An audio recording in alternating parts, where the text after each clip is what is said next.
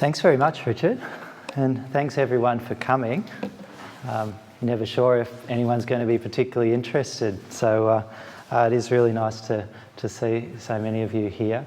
The topic, there was some discussion about what title to give tonight's talk, and the fastest way to cut building emissions was proposed as a topic, and I guess thinking about it and preparing for the lecture this evening, I thought maybe it requires a question mark at the end of it, because this is research that's kind of unfolding even as we speak, particularly at the University of Sydney and the faculty here in the IEQ lab, and with a number of people around the room and elsewhere. I think it's the potential of human factors driving greenhouse gas emission reductions from buildings is not well understood, and that will become clear, but it's potentially very large and very significant, and has a very important part to play in the policy framework that will be unfolding hopefully after the release of the Intergovernmental Panel on Climate Change's fifth assessment report later this year. So, to start with, if I click there, I do like to refer back to this quote every now and then. It was written by a fellow who won the Nobel Prize for medicine back in the 60s in a book called Advice to a Young Scientist. I'm not the youngest scientist around, architectural scientist, but certainly I think it's useful when framing up a research question to ask about the significance of that research question. And for me, the question is, how can we make the most significant reduction in greenhouse gas emissions from buildings quickly? And so that led me, from my experience, as Richard touched on, as a person working in a large commercial office building owner, operator, to look at the operation side and the people who are running the buildings. In some ways, it's not the most glamorous kind of field. If you're thinking of all the opportunities in architecture domain, people in basement offices and greasy plant rooms, and typically characterised by a bunch of keys clipped around their belts. And I'm sort of involved with that sort of stuff on a day-to-day basis. But when you look at the scale of the problem and the scale of the opportunity, you'll see why I find it particularly fascinating and a stimulating area for research. So a few quick facts. So there's the opportunity, but how big is the problem that we're talking about with buildings? Well, to start with, building sector accounts for something like 25 to 40% of the final energy demand in the world. So this is this source here, United Nations Environment Programme and the World Business Council for Sustainable Development. More in the residential sector than the commercial sector, but the commercial sector is big and there are fewer of those buildings. So potentially they can be addressed more directly. So it's big, but it's also growing fast. And so worldwide, energy demand from buildings is expected to grow by 45% from 2002 to 2025. And I think it's quite clear we're on that trajectory. So we're at 2013, we're sort of somewhere like halfway between. And it's probably growing faster than was envisaged back in 2002. Back in 2002, when the World Business Council for Sustainable Development made that projection, they also identified, more optimistically, that greenhouse gas emissions could be reduced by 715 million tonnes by 2010, just simply by improving the energy efficiency of buildings and appliances. And so that was very, very significant, but it didn't happen. When I say it's on that trajectory, that optimistic bit, that 27%, which they thought could have just been addressed, wasn't addressed. Another quick stat, residential buildings in Australia about 10% and non-residential buildings about 13%, according to ASPEC. And energy use for residential space cooling in Australia So providing comfort, essentially, and that's one of the tiebacks to the indoor environment quality question, is growing very, very rapidly. It's projected to reach 4% of the residential sector by 2020. The commercial sector, on the other hand, has grown much faster. It might not be growing as fast right now, but for the last 30 years or so, it has grown astronomically, and now it's 3 times as much energy as it was using back in 1970. So you're talking a very big problem, growing very rapidly. So you could argue a fertile territory for research. This chart comes from the 4th assessment report of the IPCC, so the one that is current but will be superseded later this year with the 5th assessment report. And I sometimes say, tell me what's wrong with this graph. There's actually technically nothing wrong with the graph, but when you look at it, and the way so many people point to this graph, which I suspect most people in the room have seen at one stage or another, I only include it to highlight the point. Well, on the vertical axis here is the emission reduction potential identified for each of those sectors, and the numbers, the 3 columns under each sector, represent the amount that could conceivably be reduced for a different cost of carbon. So if you paid $20 per tonne, it's on the left, and 50 and 100. That's the way to interpret that graph. Buildings, it really doesn't make much difference how much you're prepared to pay for emission reduction. It's very, I guess whether it's $20 a tonne or $100 a tonne doesn't really matter. It's very significant, and potentially if you took that to $0 a tonne, you'd also have a very big bar, if you like, of emission reduction potential, bigger than all the other sectors. But why I often ask, what's wrong with that graph, is it's only telling half the picture, half the story.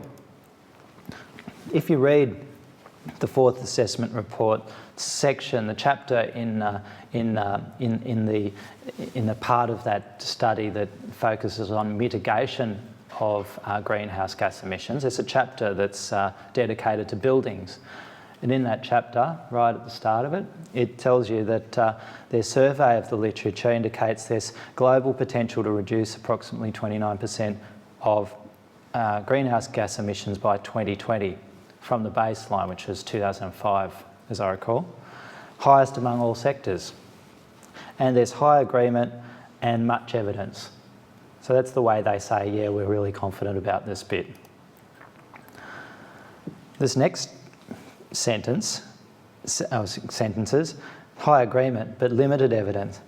They believe the potential reduction through non-technological options is rarely assessed, and the potential leverage of policies over these are poorly understood. But due to the limited number of demand-side options considered, the omission of non-technological options and the often significant co-benefits, the real potential is likely to be higher. They don't have the evidence, but they're pretty sure, everyone sitting around the table is pretty sure that the real potential is likely to be higher, but there's just not enough research out there to quantify the opportunity. And here I guess it's made a little bit clearer that there's so much stuff that that could be done in buildings that isn't being done. So there's investments that are not being made and operational changes that are not happening, which could abate emissions in buildings to a significant extent. And there's much agreement and a lot of evidence to support that statement. And here's the clincher, and this is why that chart is slightly misleading. Because while occupant behaviour, culture and consumer choice, as well as use of technologies, are also major determinants of energy consumption in buildings and play a fundamental role in determining CO2 emissions, the potential reduction through non-technological options is not assessed. And that's what made me decide I want to enrol in a PhD in this field, actually, because they looked at all the studies and they just simply found, we think there's something going on here, but we don't have enough research. We need to do more. and it's potentially really significant. So this is a major limitation of the fourth assessment report of the IPCC. Not their fault. The information's not out there. So where do you go for it? Well, I think it's kind of fair enough, in a way, to exclude that. It is uncertain, and that's why I put the question mark at the title of tonight's lecture. Behaviours are not easy to change. It's not easy to get people to do stuff to save energy in buildings when their priorities are they're being pressured in various different directions. Technical knowledge might be limited, and so forth. So here's an interesting little insight that I gained recently from the journal American Psychologist, which did for the first time, I haven't seen this before, but they did a special issue on the role of psychologists in addressing climate change. I think really the psychologist kind of profession and academia probably has a lot to contribute, and they haven't done nearly enough, I think, to collaborate with the natural scientists and engineers and so forth.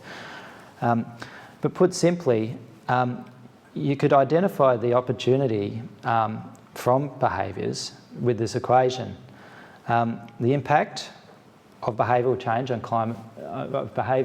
climate change is just a product of the technical potential of whatever it is that you try to influence through a psychological factor, the plasticity of the behaviour, and the number of individuals who might change their behaviour.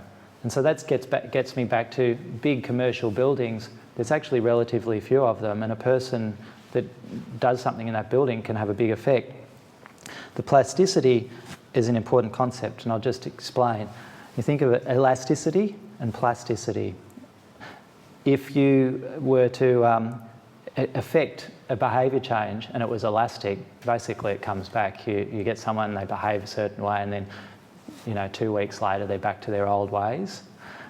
Plasticity, on the other hand, is you get the behaviour change and they keep that, and you can lock that in. And this is what the body of research that sort of is out there sort of saying, is that high levels of plasticity have really never been demonstrated in behaviours to do with use of equipment and the way that buildings are operated. They're not easy to change, and the psychologists here would make the point that they're not dissimilar to health-related things like smoking or diet and so forth. If you want people to change energy use patterns long term, you've got a few challenges to lock that in. One of the challenges is that people are motivated by different things. We're all kind of got varying degrees of concern about the environment, varying degrees of willingness and ability to act. This particular diagram is produced by the UK Department of Environment, Food and Rural Affairs, and it's focused on consumers, but I think it's kind of relevant when you think about the mindset of people that run buildings or people that are in charge of energy use in buildings. You've got 7 categories of the community, I guess, is what they identified in behaviour of consumers. There are only 2 of those categories that you can really reliably depend upon to be concerned about how much energy a building would be using. Those two groups are the number 1, the top right, positive greens. These are people, like many people in the room, I suspect, genuinely care about the environment and genuinely think it's important that they do something about it. Then you've got category 2 on the left, also potentially very significant energy savers because they just don't like waste. This is the miser or the waste not waste not want not kind of category. It doesn't really matter from my perspective what the motivation is, but those guys, those 2 groups, which add up together to 30%, are probably people that are going to be fairly cautious about how much energy a building under their control is using. But the other 5 categories could well be running buildings, but could really just possibly not care personally at a personal level. So you can't rely on that intrinsic motivation to save energy for energy saving's sake. So that's a challenge. So what do you do if 70% of the population that might be running a building, running buildings, potentially isn't that motivated naturally to save energy? Well, you need to introduce some techniques, I guess, and that's what I've been kind of doing for this last little while. So what we have here is a chart that just shows my experience working at Investor Property Group. So Richard mentioned Investor is a large commercial office building owner. They own lots of office towers around the country. What you see in these columns is the amount of kilowatt hours of electricity used per annum per metre of office accommodation. So on the left is the portfolio average was 136 kilowatt hours per square metre in 2003, 2004. And then 2004, 2005, so the financial years going along, it shifted to an annual year reporting base. All this data has been independently assured by KPMG, so it's and published in annual reports and so forth. So quite a good trend, you'd say. But what I think was really interesting, and so I arrived in 2004, so essentially 2003-04 was the base year that I was working to in my role. And so sure enough, in the first sort of few years, you see a steady improvement. But it was in 2007 when the 4th assessment report was published, and I was starting to really think about how do we make this portfolio improve, that I decided I'd go back and have a look at capital investment projects that have been introduced in the buildings over the course of that preceding sort of 4 years.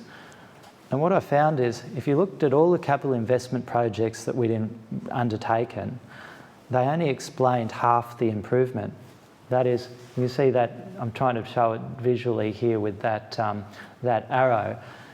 If you add up all the energy savings, instead of being at 108 kilowatt hours per square metre, it'd be somewhere around 120.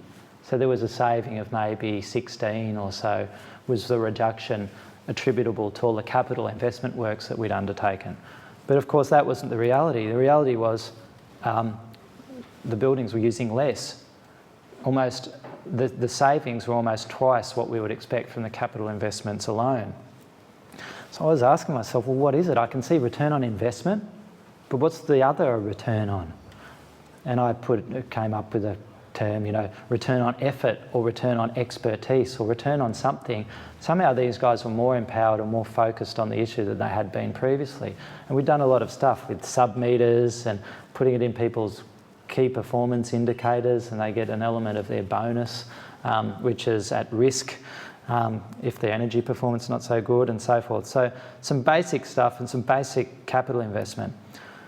But then the company went into a period, global financial crisis and so forth, went into a period where it wasn't throwing money at energy efficiency improvements. And so the capital tap wasn't turned off, but it was just sort of maintained, and life cycle maintenance sort of stuff started being the focus.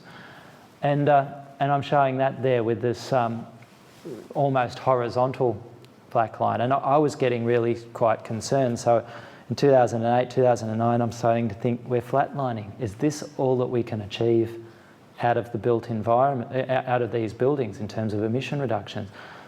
For me personally, kind of concerning. But the happy story is, and this is where the PhD started in 2009, and at the end of 2009, and interventions have been underway since. And this is what this evening's lecture is about, this blue bit.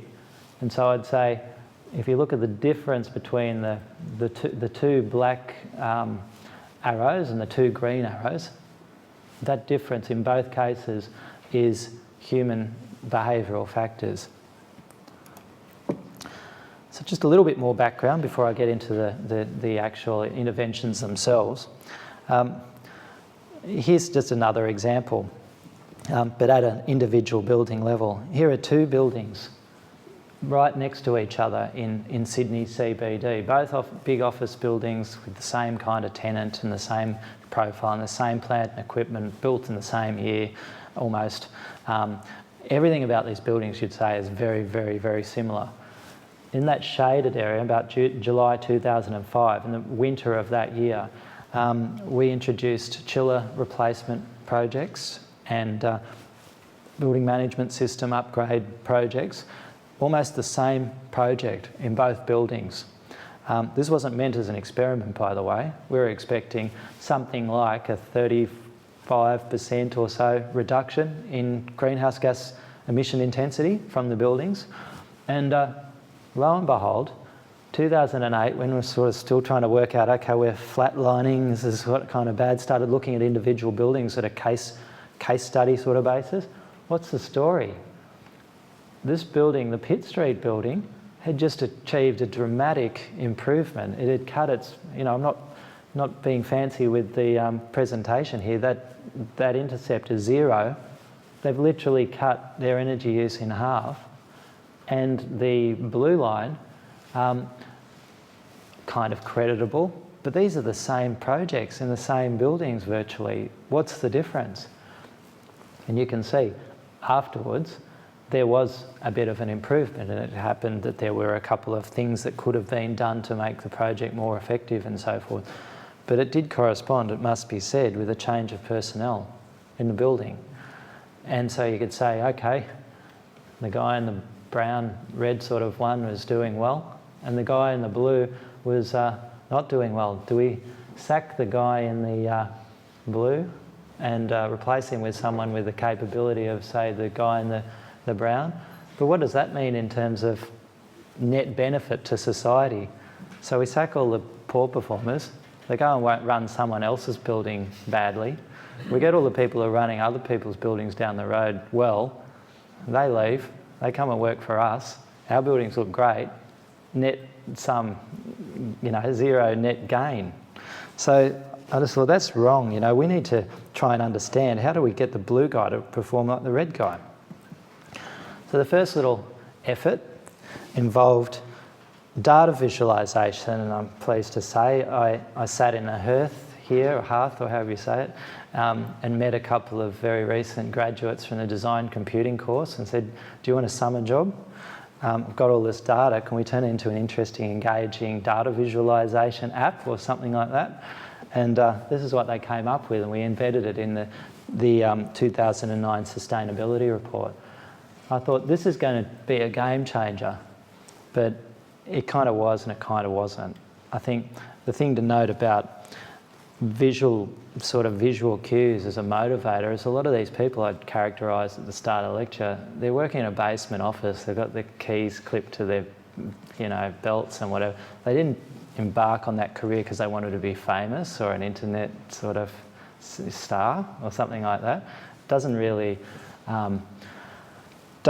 influence that. Their friends aren't looking it up on the internet and stuff like that. So I kind of thought maybe they would. I thought they might be kind of worried about this.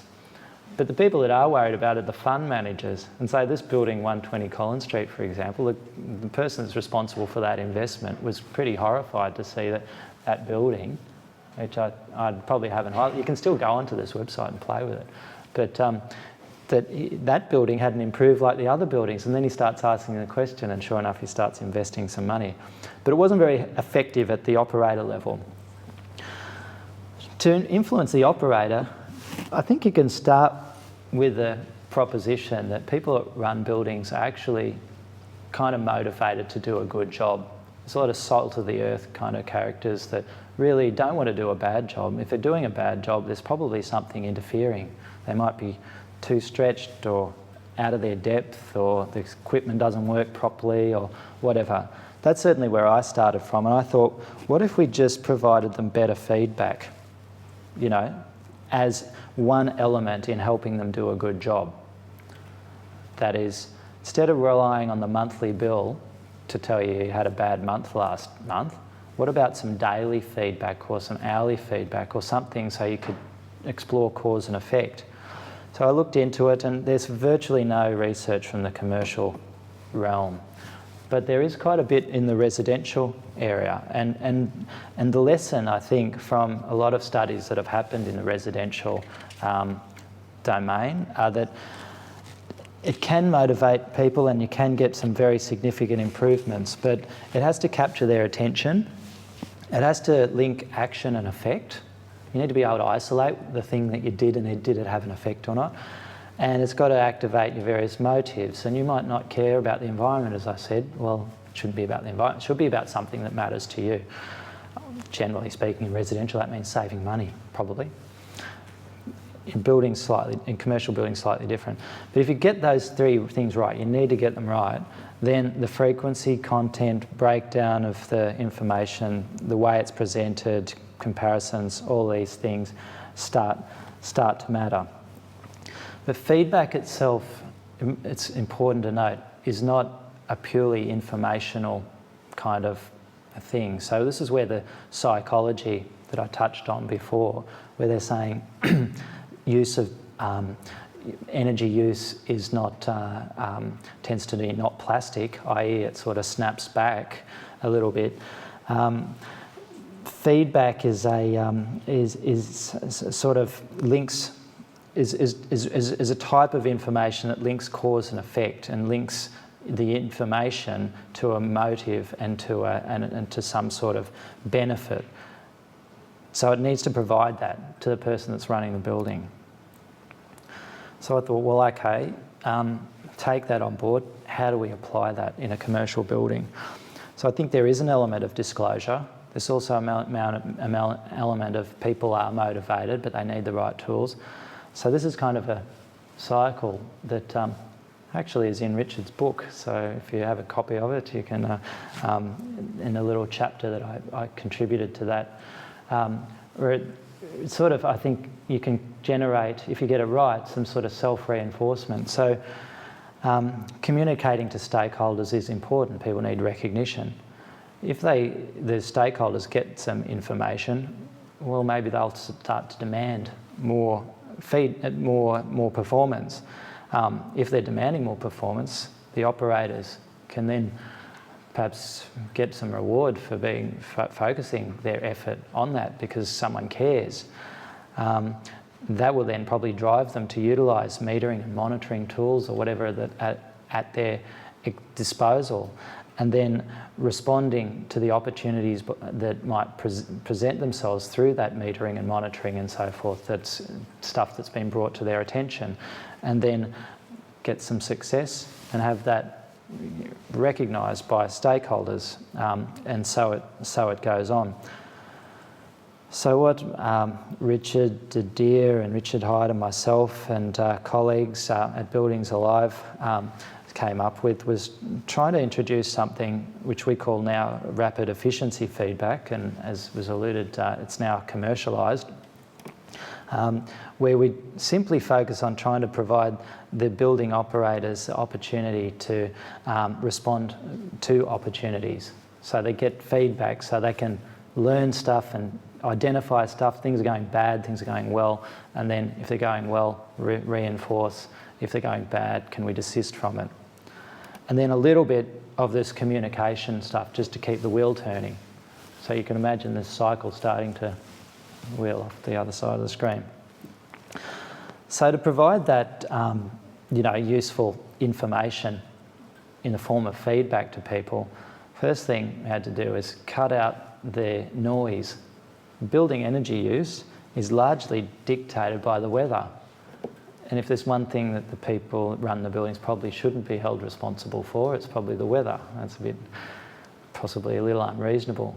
So if the weather's the big factor that's driving energy use from one day to another, how do you know what you did had an effect?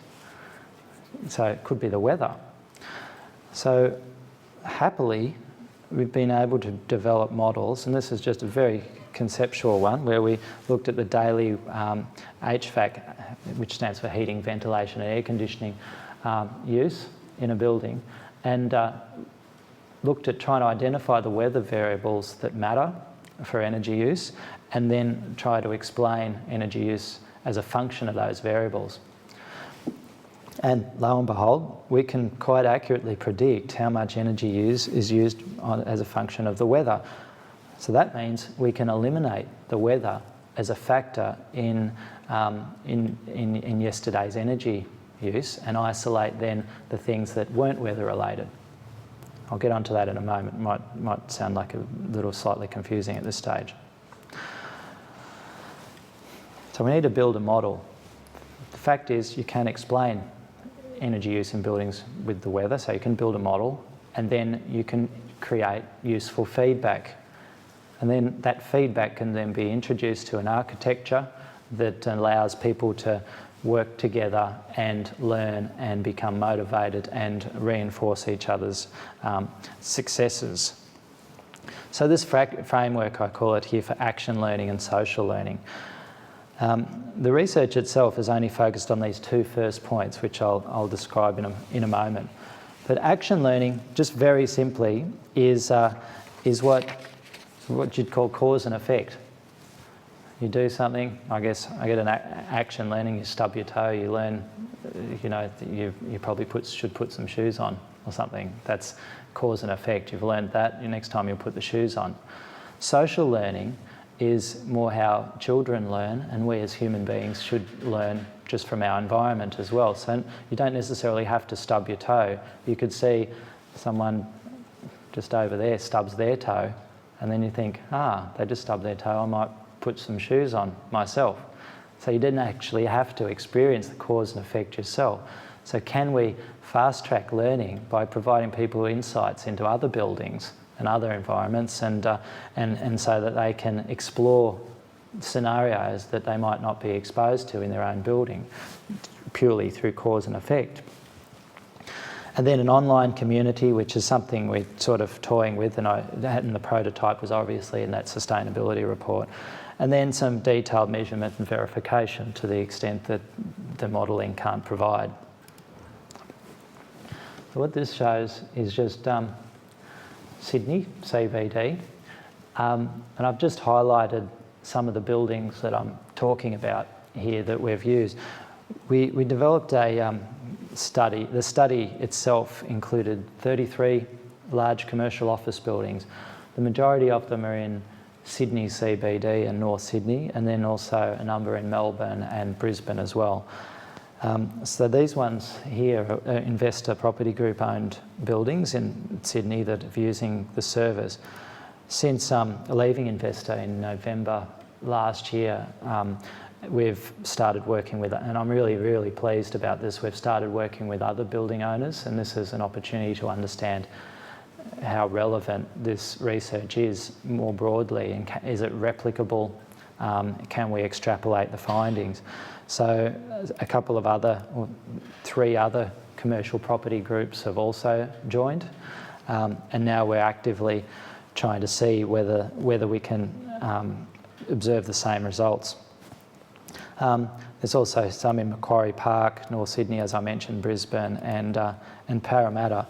These are all important because they're in different weather zones and different climatic regions, which may mean that there's more of a heating bias or a higher humidity and so forth.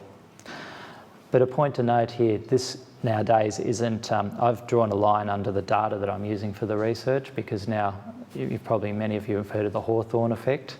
I'm a researcher and I'm trying to get the results these days. When I was because I am part of the experiment with my colleagues, we're trying to get the results. Previously at Investor, I think we were able to isolate those factors. That's probably a little bit more detail.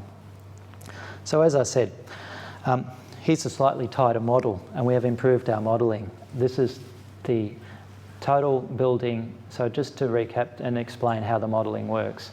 This is, on the vertical axis, the daily electricity consumption for the building between 4:45 a.m. and 6 p.m. The reason we focus on that time is because that's the time when the building should be providing services for the tenants. After hours, we can't predict whether people want it on after hours or not. We take temperature during the day, we take humidity during the day, we take temperature overnight, we take humidity overnight, we look at what day of the week it is, and we take that 15-minute interval data that we can get from the Bureau of Meteorology, and we take the 15-minute interval data from the network, and we say, okay, how can we explain that network electricity data as a function of those variables that we calculate from the 15-minute interval data?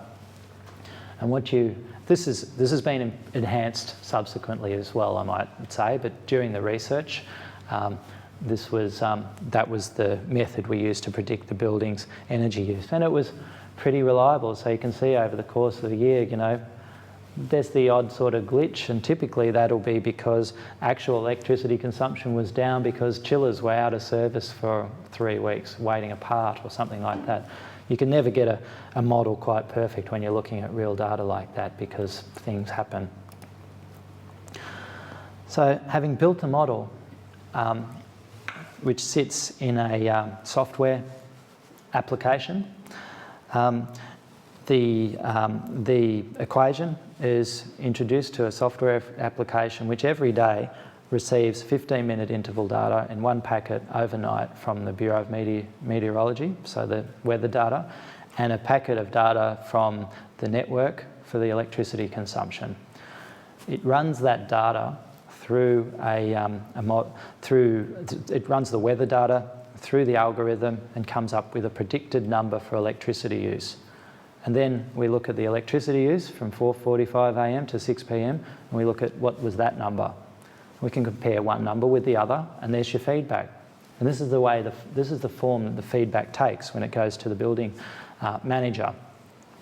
He gets on his BlackBerry. It's usually a he. They're working with 50 buildings now, and there's one lady and 49 blokes. So that says something about another psychological dimension, I suppose, for the research. But the message will say in the subject, 123 Market Street, electricity, good day last Friday. So it's for yesterday. In this case, it was a Monday morning message, and it's telling the person about last Friday. On Tuesday, they get a message about Monday. What it shows, well, firstly, they don't even have to open the message. If they're expecting good news, they've already had feedback. There was less energy used, significantly less energy used in the building last Friday than we would expect based on historical energy use. So, good news. But if they weren't expecting good news, or if they're really trying something and that's they want to dig a little bit deeper, they open up the message and they go, and it says, great news, last Friday the building used 8.8% less energy than expected. So there's your cause and effect. Essentially, you did something and this was the effect. You didn't do something, well, you didn't deliberately do something, you still had the effect. So that's great news, and that's that component. So that's very powerful. Then the second part of the message, nearby buildings used 3.4% less than expected. And that building operator's going, you beauty, I've just beaten the neighbours. So all of those other dots, they've just been averaged, and sure enough, they didn't have as good a day last Friday as this particular person did. But conversely, if they'd had good news and then they saw the neighbours went better, that might spur them on. That's if you're a competitive type. A lot of people that run buildings aren't competitive types. So it's something for the competitive people. If you're not, if you're a tinkerer and you just like to focus on your own business, you're still interested in the cause and effect, and that's kind of a useful piece of information that you can check on how good our modelling was maybe. And then the third sentence is giving you some indication of trends. So significantly beat the prediction on 48% of occasions. We've subsequently changed that, and now every day people get in that third sentence, they get told how they're averaging over the last month. So it might be 7% less than expected, and so they go, good, yesterday improved my average. We'll bump up to 7.1 tomorrow or something. Then they see a little graph, and this gives them clues.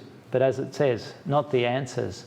But this is really good news. Okay, they've got good news. And the blue line is the energy profile for last Friday. And the red line is a day where we've identified the energy use should have been the same based on our algorithm. And there you are. That previous date was cycling, it was a bit more and so forth. So good news. And then just to understand that building's profile in the context of nearby buildings under the same weather conditions, there's another graph there. That's the first bit. So that's the action learning, action reflection component. Peer-to-peer learning environment is generated when we get, say, the operators of 3 or 4 or 5 nearby buildings to participate every fortnight or 3 weeks in a facilitated discussion where we try and get people of different backgrounds and expertise and experience to share their insights and talk about stuff that they've done. So I wouldn't really necessarily be telling them stuff. These days we do, we help them a lot more. But during the research phase, we were literally just trying to get people to come and talk about stuff they'd done, and it gave some pressure, I guess, to try and do something. But if it was bad or good or unexpected in some sort of way, all the better, and we can get some shared learning out of that. And we'd introduce other little bits of insight just to get the conversation going, like, okay, that building has improved in the cold weather but not in the hot weather, and so forth. So, to the results. And I've got to say, you know, you couldn't be any clearer sign of how confident I am, but this is yet to be submitted, this data for peer. It's been to some conferences, but I'm yet to submit the PhD or to go to the peer-reviewed literature with this. But I was confident enough to quit my job and try and commercialise the process. So I think that gives an indication of how powerful I think this kind of approach could be with people running buildings. On the left-hand side, so the way to read this graph here is energy increase means the building used that percentage more than the model predicted. So if the model predicted 100 units of energy and yesterday the building used 115, that would be bad, and it would be a 15% more than expected. If it used 85, it would be 15% less than expected.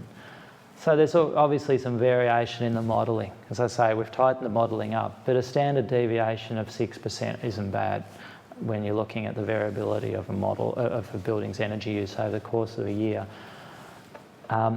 We tend to say, I would say during this research, if it's within plus or minus 5%, we just send you a message saying average day yesterday. Wasn't a good day, wasn't a bad, because it could have been modelling error. If it was more, it might have been significant. But what you see here, we got to August 15th, 2011. We introduced the feedback on 3 buildings in Market Street. That's when we started. And sure enough, if you average the rest of that calendar year, and you average the start, well, it was bang on 0, as you would expect. And then it moved to 6 point something. But significantly, the mean is outside the one standard deviation, which means it's a significant result. That's just one building. 26 buildings, as I mentioned, I think there were 33 buildings at the start, and a couple of those, I think 2 or 3 of those got sold over the course of the process. Some of them had major technology changes, like improvements in chillers and so forth. A couple of them had significant vacancy changes. I pulled out all of those, and was left with 26 buildings where I'm pretty satisfied that they are fundamentally the same building over the course of the research. The way to read this graph is day 0 in the case of that previous building is the 15th of August. And day on that particular building, a building that started on the 12th of September, which was the next cohort, that's also day 0. And some buildings start in September and they're also day 0. So I've basically taken the first day of feedback to be day 0. And this is the course of a full 12 months of work days, not weekends, showing there. So work days from the commencement and the feedback. And you can see over the course of the first month for each of those 26 buildings, a small improvement, but not significant, 2% or thereabouts, but quite positive. But then a progression for 5 months or so, up to more than 5%, which is really quite encouraging, I thought. And then it takes a little while, and then this next step. And the next step I attribute to, the first one is just nothing's changing except for tweaks, tinkers. The next stage is something like, okay, your outside air dampers are frozen, sort of, do you leave them shut or do you have them open? And typically you'd probably say, I'll leave them shut. But if you find you can't modulate them, economy air cycles, say in an autumn, you can't utilise the value of the free cooling effect that you can get in the morning with the air coming in. You go, oh, that's not good. My neighbours are doing better than me and I used to be doing better than them. You realise the problem, you go investigate it, you need to get 3 quotes, the contractor turns up, you have to run it past your asset manager, they make a decision, you issue the purchase order and then something gets implemented. Small amount of investment, but that's, I think, explains in many cases where people started to make an investment of small dollars and just fixing things up which were impeding the efficient operation of the building. And that's how we get to something like 10% reduction on the building's total energy use, excluding the tenants. So that's an improvement effect, but I must say I'm still a little bit anxious to say, well, there's a improvement effect, but is there a seasonal factor? And I was really quite concerned. Maybe it works better in autumn and spring and not so much in summer and so forth. So I had the benefit, I only have a full 6 seasons of data to explore this factor. But what you see here is I've just placed it, rather than all starting at the same time, I've spread it out over the year, so these are actual days. And you can see summer, autumn, winter, spring, summer over a calendar year. And pleasingly, you can't really see a seasonal impact. I think if I had a full 24 months, I think there would be no seasonal impact really to speak of. I think the opportunity exists year round. But when I did this exercise, and this does need more work, I must say, it really, really does. So this is a very tentative finding. But what it clearly shows is there's 2 periods where performance was not so great. And they do correspond with the end of summer and with the end of winter. And that goes back to that psychologist's issue about plasticity. So have we affected long-term change in these buildings? And I've got to say, I'm not sure that we have, but we're maintaining it. And that's the interesting thing. I think results have been achieved. They slip. Something's done about it.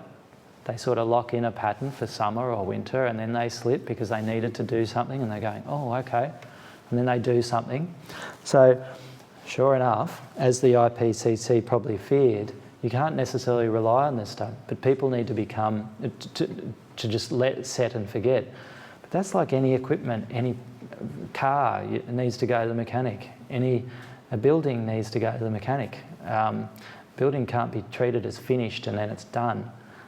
Its performance will slide. So I don't know that that's necessarily a bad thing to identify that, yes, buildings are probably going to revert over. If you stop giving the feedback, they're probably going to revert to the way they were before.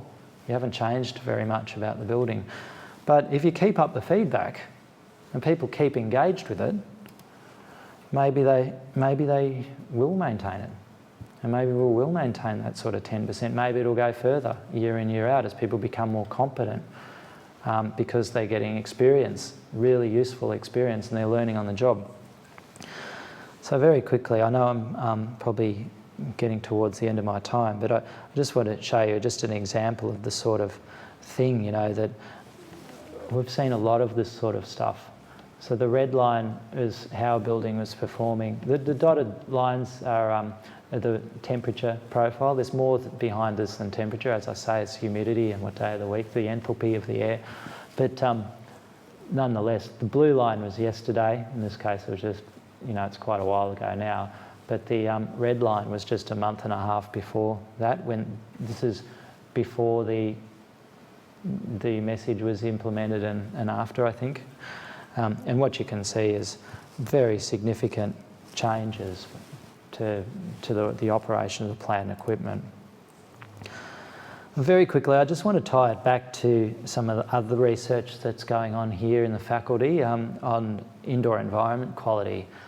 My primary supervisor is Richard Didier, which is kind of, Richard's thing is not so much what I've been studying, but it's very interesting to see the connections and think about how things progress beyond what we're doing. Where this little yellow box down the bottom, energy and water. In fact, what I've been focusing on is the part that the building operator is responsible for, which is half the energy use in the building. The tenants are the other half, and not the water. So it's probably about $15 per square metre, and we're trying to reduce that by 10%. It might save them $1.50 per square metre. It's very significant for a little business like the one that I've just started with my colleagues, but when you look at it in terms of the overall economic value of that accommodation, tenant salaries per square metre could be running at $6,000. When salaries and on cost, $6,000 per square metre. A very, very different number. And begs the question, are we focusing on the right piece of the puzzle? Well, yes, I think we are. I think all these things join together. This data here, I think there's 34 office buildings over more than 2 years. This is tenant complaint data or call them request data. I don't think I like to call them complaints, but they are. We're requesting a change to the air conditioning system. And what you see here, just a point to take away from this, over the course of the year, in summer, about a third of complaints are from people being too cold. And in winter, about a third of the complaints are for people being too hot. And that's not a good use of energy. You're heating someone up in winter to the point where they're frustrated enough to complain. Well, what about in the summer, the same thing? And I'd say it's even worse than that, because if a mechanical plant breaks down in summer, the building's going to get hot. So there's going to be a legitimate complaint. So I don't know how much of those summer too hot complaints are actually breakdowns, and it might be it's more like 50-50. The complaints are for people being too cold in summer. So energy is, so we're using a whole lot of energy maybe to make people feel uncomfortable. That's not a good use of energy. So the building, where does the building operator come into this? Well, maybe you can tweak or tailor the operation of the building to provide more comfort and use less energy at the same time. This is another piece of research that I undertake, and it's been published. It's been published in ASR actually. It was presented at ANZASCO a couple of years ago. The blue dots are the blue line of best fit is effectively the relationship between energy use for the air conditioning and the temperature of the day. And so as the temperature gets hotter, more energy is used, right? The red dots do the same, but the difference is we change the temperature set point by 1 degree. And we just increase the temperature in the office accommodation from 22 typically to 23. And by just doing that, you start following the red line. So it's effectively a 6, I think it was a 6 or 7% on your average building reduction in energy use for every one on the HVAC system for every 1 degree change in the temperature set point. Increase it by 1 degree, 6 or 7% reduction in HVAC. HVAC accounts for something like 30 or 40% of the whole building's energy use, or 60-odd% of the base building. So very significant number. And here's an example of the seasonal, from year to year, learning opportunity where someone took typical Brisbane building and they were the red line, and then got this shift when they did a simple temperature set point change, and then they got a bigger shift Again, so over the course of 2 years, when they learnt what happened in 2009, 2010, they took a slightly different approach and introduced a floating set point. It's all a bit technical, but the point is, it's continuous learning, and the building hasn't changed. It's just the engagement with the operators. And this is my last slide, and I thought I was onto something here. This actually even featured this piece of research made it to the ABC 7 o'clock news, which was kind of ridiculous. But what we did is a colleague and I spoke to the security guard in our building and said, you know, you don't have a lot to do, like, to be quite honest, standing there every day, people walking past, and, you know, they were first to admit it. So I said, would you do us a favour, and every morning, would you just count the first 100 people that come in at 8:30 and then again at 12:30, I think, could you just categorise them into people wearing shirts, or people wearing jackets and people not wearing jackets? And so they were going click, click, click, click, click, click, click, click, count 100 people, and then they stopped counting for the day. We did that over a full 12-month period, 15th of December to 15th of December. And here you see the results plotted with the temperature. So the temperature at 8:45 is the blue. They really probably shouldn't be connected like that, because that's an instantaneous temperature reading at 8:45 in the morning, right? And the red dots are the percentage of people wearing jackets. And so in summer, sure enough, gets down to something like 5 to 10% of people wearing jackets walking through the foyer at 8:45 in the morning. In winter, almost 100% of people walking through are wearing jackets, regardless of the temperature of the day, really. And I'd encourage you to go to Richard de Deer's site and play around with the comfort calculator that's on there, and just see the effect of putting a jacket on, taking it off. It can be 2 degrees. So if I took my jacket off now, it'd feel 2 degrees cooler in here than if I have my jacket on. Well, 2 degrees, as what I just explained, you know, 12% energy reduction. If you could run the building at 2 degrees hotter, if you'd encourage that person to keep their jacket on, because they'd, and it's a proxy for wearing a singlet or not as well, and women's clothing, it's the same. It works as a general approximation. So I thought, hey, this is great, because we can put this into our algorithm.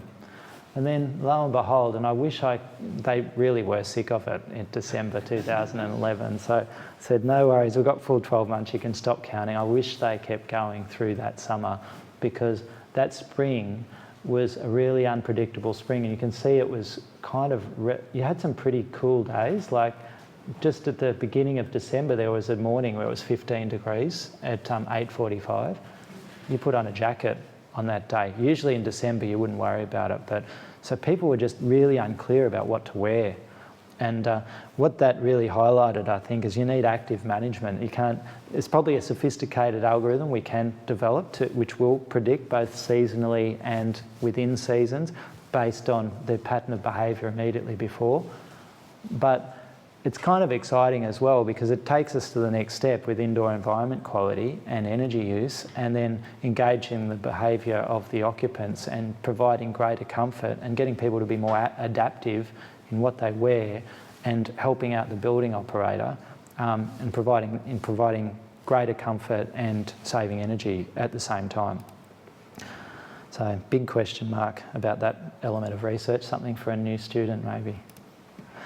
So in conclusion, I think we can say that it's a massive issue for society.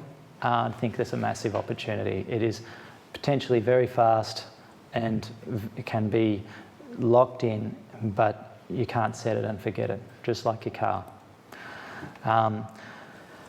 Non-technological options are not well understood, and there needs to be a lot more research on this.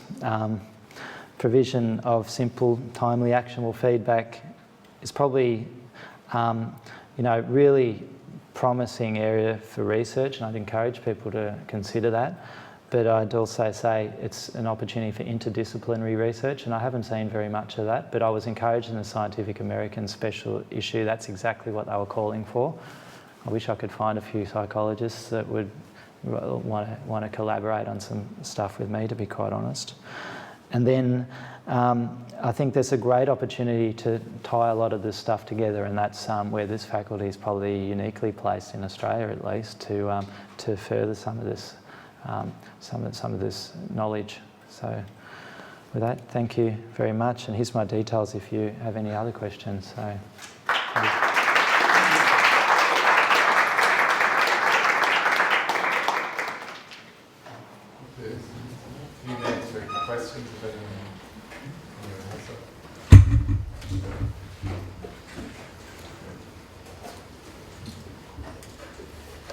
Did you do much research into the level of education of your building managers? Yeah, I did to start with. I did some really interesting research, I think. I was asking, the hierarchy is a property supervisor, and then the person above that is a facilities manager. And I was asking the facilities manager, who would usually have like 4 or 5 or so property supervisors reporting to them, asked them, why is it that this guy is associated with these really great results? And always the answer would come back as, well, because he's kind of like me. He's got this, if you ask the facilities manager who has a background as a carpenter, he'd say he's kind of like me. He's like a carpenter. He's got a really, he's a practical problem-solving sort of guy, whatever. And then you ask another facilities manager who might have a mechanical engineering background, about the performance of people, and they'd say, oh, that person's really mechanically knowledgeable and so forth. It was completely biased, is what I'm trying to make. They just saw different virtues of different people, and I think the take home was you really got to be a generalist in this kind of role, and it doesn't matter if you're a security guard who's been promoted, you can do just as well with the feedback as someone who might have a mechanical engineering degree with the feedback, because you just need to, just like a plant growing in the garden, and if it's in the right soil and the right amount of water and the right amount of light, it will flourish. And so you've got to take the environmental feedback into account. Typically these guys running buildings have a technical background of some description, but it wouldn't be a degree, it would be a apprenticeship in electrical, or they might be a mechanical technician or something. I'd refer you also, interestingly, it's not very good for maybe advertisement for higher education perhaps, but something that was produced by the Warren Centre for Advanced Engineering here at this university a couple of years ago identified no correlation at all between level of educational attainment and the energy performance of the buildings of the people that are running it. It was more a motivational factor. Did they think they were good? And if they thought they were good, they were generally good.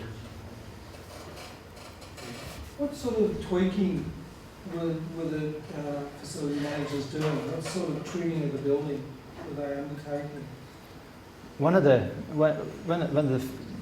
first immediate sort of things that comes out is when they see spikes in the morning, say in that profile, it looks like an overshoot or something like that. They'll find heating and cooling set points might be inconsistent, so there'll be electric duct reheats running to trim the supply air, which might be getting chilled by chillers, and a lot of that sort of conflicts that you wouldn't notice on the floor in terms of discomfort because the air's comfortable, but there's a heating and cooling thing going on in the background. A lot of that. Set points people do tinker with, particularly chilled water temperature set points and so forth. In the last month or so, with such high humidity, people running chillers with very low temperature set points on the chilled water, generating a lot of condensate from the air coming in from outside. If you can raise that temperature set point, you reduce the latent heat load that you're dealing with, and a much more efficient way to run a building. So people have been tinkering with all of that sort of condenser water temperatures and chilled water temperatures and space temperatures to a lesser degree because it's noticed by the occupants. And that's really engaging. And none of those buildings are naturally ventilated, they're all fully... Yeah. Pretty much they were all variable air volume systems. You've set a baseline for your energy consumption and you're showing people how to perform against the baseline and you're getting motivation based on that. What happens a year later? Do you recalibrate the baseline and what impact does that have on performance? Yeah, honestly, I don't know. That's a really good question. We do have a number of buildings that are sitting, day in, day out, 25% better than expected. Those sorts of numbers where they might have been pretty bad before, to be quite honest, and now they're pretty good. But I don't know, because I think when someone that's used to seeing 25% better than expected gets 15% better than expected, they're not happy with that. When someone was used to getting like 5% better and they see 15, they're really happy with that. So I'm a little bit reluctant to take away their 25% and it's like moving the goal posts, as it were. We're thinking maybe some sort of 5% you could cash it in for a trophy or something or other like that. So we'll tighten your model by 5%. You've still got plenty up your sleeve to look good, but you've got the trophy on the mantle or something. I don't know. Yeah, especially if you're getting some sort of performance assessment based on the level of improvement. But what is interesting now is the number of buildings, they're showing these great results, but the property managers who look after the financials are saying, but you're only just meeting budget from last year. But they've obviously tightened all the budgets. Of course, budget for this year is based on the actual for last year. And so now we're starting to deal with that issue anyway. They're feeling unfairly, pressured. But, so, I don't know, I'm just nervous about it, I've got to say. I'm really nervous about it. And in your action reflection model, did you get any data on what actions were taken to actually, on behalf of the managers, and what was the reflection that they did on that? So, because there's an action reflection cycle in the model, I just wondered whether you collected data on... Yeah, I don't think I'll be able to do it in a kind of a systematic way. I've got lots of case examples of particular, like that one I just showed, and I can say exactly what happened in that case, or the way the discussion went in the reflection kind of in facilitated kind of environment. But to be honest, what I realised over time is just there's so many factors that are moving all the time in all of these buildings that people are encouraged, and many have, but not religiously, to hit reply to that email and say what actually happened. Yeah, and it's stored on the system. Yeah. But I think that it's just going to be more of a highlighting particular cases, like the gentleman asked about, and I pointed to the effect of that and whether it was locked in or whether that pattern changed. Yeah, because there's a large amount of heat loads moving around in these buildings, and I'd be really interested to know what sort of interventions were done as those heat loads began to move, and you can obviously pick that up from the output down. Well, so some people are saying we need to turn off the reheats on in Brisbane. We used to get this all the time. We used to, in winter, we used to go from cooling to heating and cooling about 10 o'clock, and everybody knew that was going to happen, and the managers were prepared for it. So I don't know. Brisbane office workers want the buildings at 26 degrees, and you get screaming bloody murder in Sydney if you're running buildings at 26 degrees. They're all the same people. That's what's going on. It's just what people have become used to. If we could run buildings in Sydney at 26 degrees, they'd good news all over the place as well, which I find just remarkable. But it's just what people are expecting, and they're prepared for as well. So many of these factors. What I'm really hoping to do is get to a point where we've got buildings every day with different attributes in different places under different circumstances, and we're building, again, Andrea Lau, I'll give a bit of a plug for a presentation that's coming up in a couple of weeks, I think, or small multiples. Anyway, these guys, we're working, she was one of the graduate that I gave the job to a couple of years ago on a data visualisation for all the buildings that we're working with every day and showing how those buildings are performing versus the prediction every day relative to each other, and then showing a way of hovering over their curve sort of thing and showing what things have been done in the last little while or so forth. So it becomes hopefully a really good resource for people running the other buildings, but just generally. So we'll develop a bit of a prototype and try and communicate that. So, over the back. Last question. Oh, that gentleman over there, okay. Your talk demonstrated the effective difference between active and passive systems, and I'm wondering to what extent you researched more controls, sensors and systems that are targeted to be automatic for the most part, but a lot more flexible, but that may not be a very attractive proposition to the building operator.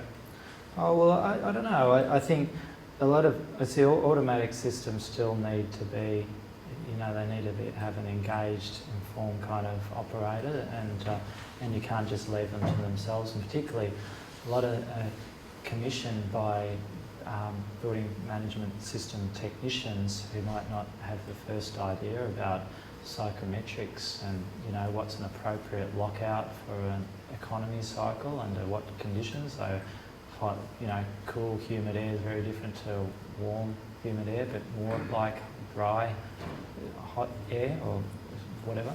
So there's a lot of that sort of stuff. So whether it's, okay, they're actively managing it, or they're just actively managing the technicians that are, you know, commissioning really sophisticated systems, it all still relies on that level of engagement, I would say. And there was a real wide variety in that set of different, they're all VAV systems, but they're all some really antiquated systems and really good ones. Just a quick question.